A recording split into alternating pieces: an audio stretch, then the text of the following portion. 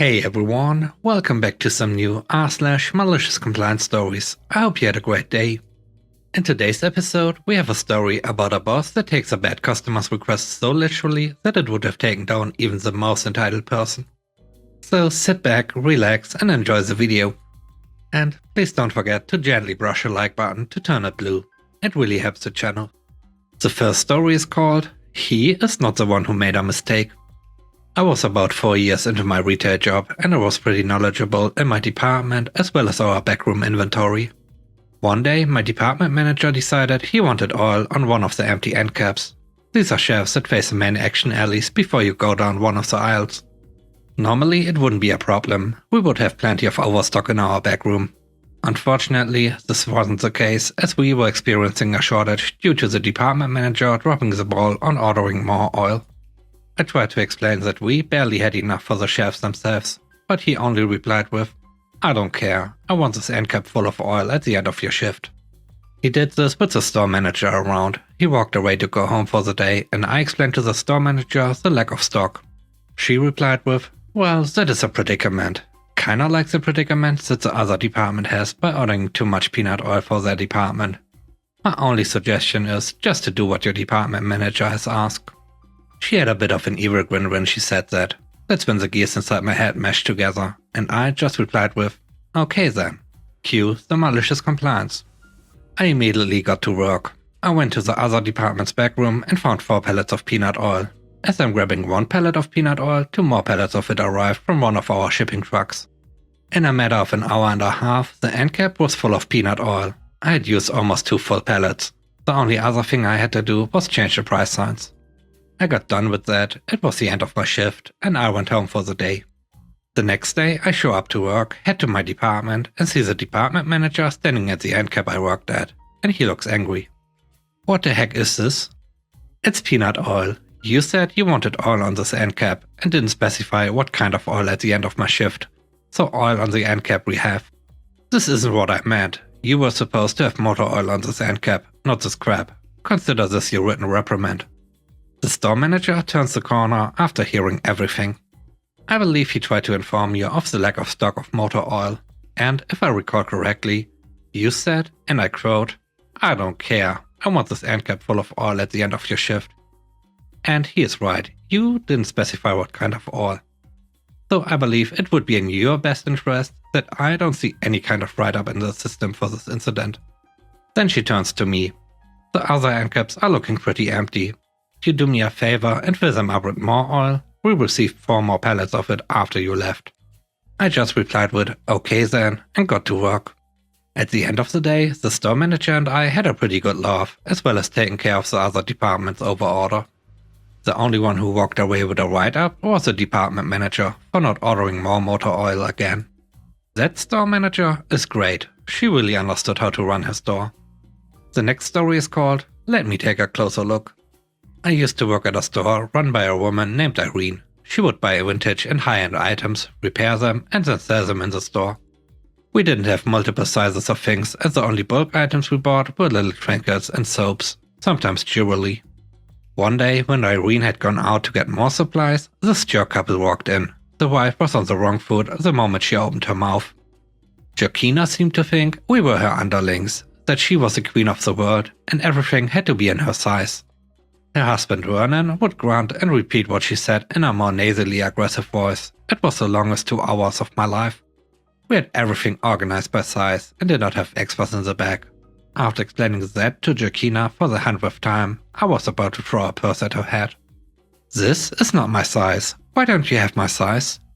I told her to maybe look at a larger size rack, because obviously she was not a 2, she was a 6. No, I'm a 2. I have always been a 2. I was a 2 when I had my kids, I'm a 2 now. Vernon repeated the same thing.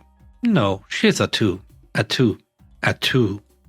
Irene came in while the happy couple was shopping and asked what the problem was, to me, because I had that look. I explained the woman was being picky.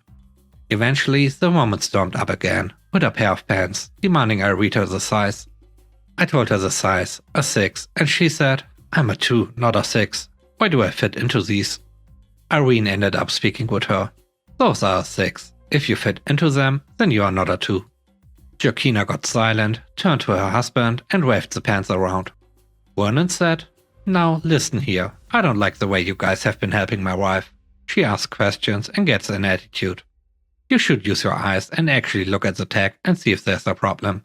She wants to know the size. Tell her the size." Irene agrees. "Sure, I will take a closer look." She puts the pants on the counter, pops out her glass eye and holds it close to the tag. Still a 6. I start laughing so hard I have to sit down. The couple sputtered, waved their hands around like blind birds and stormed out. They left a huge mess I had to help clean up, but only after I spent 20 minutes laughing about it with Irene and the other cashier Helen.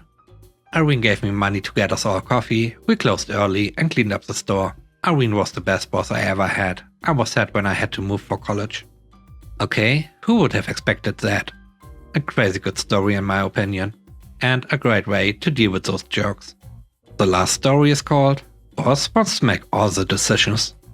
I work for a large professional services firm. I have a couple of partners above me. The general practice is that they let me get on with the project management and I give them a heads up on what they need to know and do when necessary. One of our partners recently came back from working overseas for a few years. He has no clients or work of his own. So me, being the nice guy that I am, I bring him along to a few of my client meetings. I introduce him as a partner on a number of big jobs I've sold. To be clear, he did nothing to develop the work or sell it, but we need to have a partner to front up any job. So instead of going with the flow, this guy decides he wants full briefing notes from me before every meeting.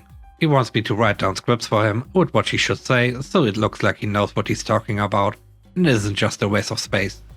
I'm working 80 hours a week on the jobs I've introduced him to and tell him that I don't have time to write out everything for him, but will brief him on what he needs to know before every important call and tell him what he needs to say. Not only doesn't he thank me for helping him out, but he calls me and starts screaming down the phone to me that I don't communicate enough with him.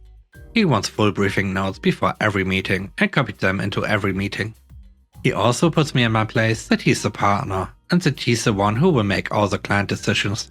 He also has me in tears on the phone and proceeds to keep telling me what I need to do for him. Fine, here comes the malicious compliance. Each job probably generates about 40 or 50 emails a day between me, my team and the client. Lots of info being exchanged and the client asking for decisions to be made and calls to be scheduled. I tell my 3 teams to copy him into every email. Every question asked by the client is directed to him to answer in every email. Every little catch-up meeting he is invited to, no matter how trivial or important. Fast forward a week or so. He got about 500 emails he has not read. Diary is booked out with dozens of meetings. He got dozens of requests for decisions that have slipped through his fingertips. Every meeting with the clients that he dives into, he looks visibly more stressed as he is overwhelmed and can't keep up. He is continually dropping the ball in front of clients and other partners. Other partners are approaching me and asking what the heck he is doing. And he can't say a word to me because everything he needs and every request that was made of him was in one of the 400 emails a week that he is now copied into. What an idiot this boss is. He was a Ray for years and thinks he can run everything better because he's a partner. Well, I hope he gets buried under the workload until he breaks. Thanks for watching. Please don't forget to leave a like, comment and subscribe to the channel if you enjoy the video. Have a great day. Bye bye.